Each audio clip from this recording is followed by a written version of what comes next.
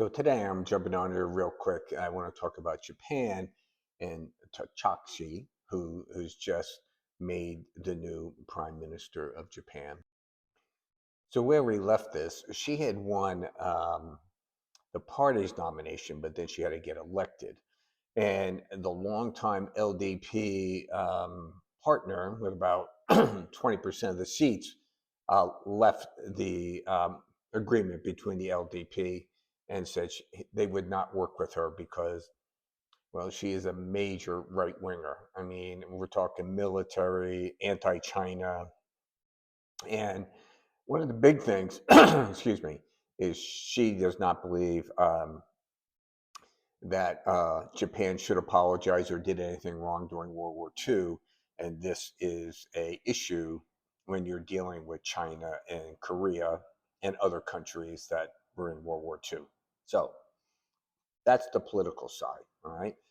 Um, she signed up with a new person. Now, reading through the papers, if you go to the Nikkei Asia, Nikkei Japan, you'll see that most of the analysis is the LDP is kind of a dying party and that she will not last long. A lot of people believe, and that she'll do everything she can to last long, which means they believe that she's not going to be as aggressive on some of her policies. That is where we are. So that remains to be seen. But this is what she wants. So she first ordered the government to begin working on a stimulus package centered around policies to combat the cost of living, including ending the provisional gasoline tax, raising the income tax exemption, and introducing a refundable tax credit policy, though it is unclear how this stimulus will be financed. Okay, so you're cutting two taxes, you're giving more money out, your government is 260% in debt, you own over 50% of the bonds, you own about 50% of the ETFs of the stock market. Um, where are you going to get the money from? And then the next paragraph is that she wants to dramatically increase defense spending. And here she says that, okay? So there's two big meetings coming up, Asian meetings, APEC, and something else for Asian, ASEAN, that she will be attending, which is going to be very interesting, given how they feel about Japan during World War II. This is really a very big issue in Asia.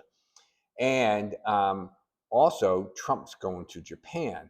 Now, when she was running for PM, she was very clear that she did not agree with the trade deal that Japan cut in no way, shape, or form.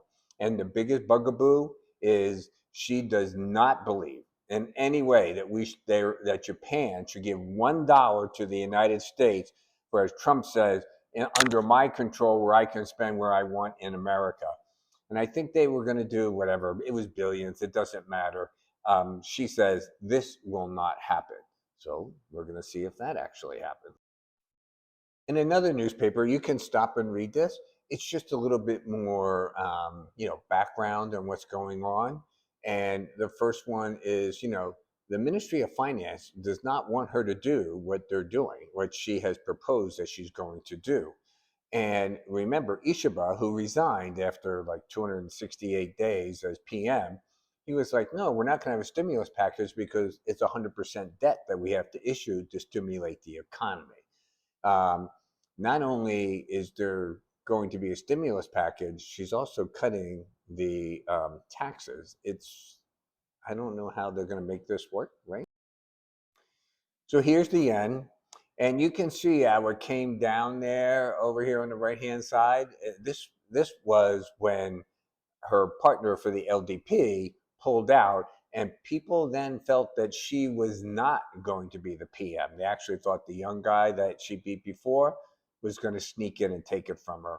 But she managed to cut an agreement with the other party, and she's in, and now the yen is dropping. So if someone says it's losing value here, so remember what we said. This is the three things. You can only control two. You got your economy, you got your currency, and you have your interest rates. All right. And if she's going to do this stimulus and cut the taxes, then what you're going to see is the yen is going to go down in value, which is up in price here. Okay. So what we're going to watch on the Japanese yen is, does it go to 152, 55, 160? All right. That's on the yen. Now, here's their 30-year bond. And as you can see, it came down. It's been up as like 331, I think was the high. Now it's 312. And as you know, the 10-year in America has been coming down. I don't know what's going on there. It's not like our deficits are coming down, on neither are theirs. So this is what we want to watch. Does this rate start going back up? And here's the 40-year. The same thing is applicable here. So why do we care? What does this mean to us? Well, if she puts in her policies, okay, then we're going to be faced with a situation where the yen is going to decline in value, go up in price, all right? Their bonds are going to go down while their yield goes up. And of course, what we're afraid of, the whole world is will this break the yen carry trade? That's really where we're at. So if it does, we know the consequences, well, will be fairly dire, I would imagine. So we're going to watch very carefully over what she's going to propose. The next 2 weeks should tell us a lot with the two meetings and with Trump going to Japan. What's going to happen? What do you think? Tell me in the comments, and like and follow.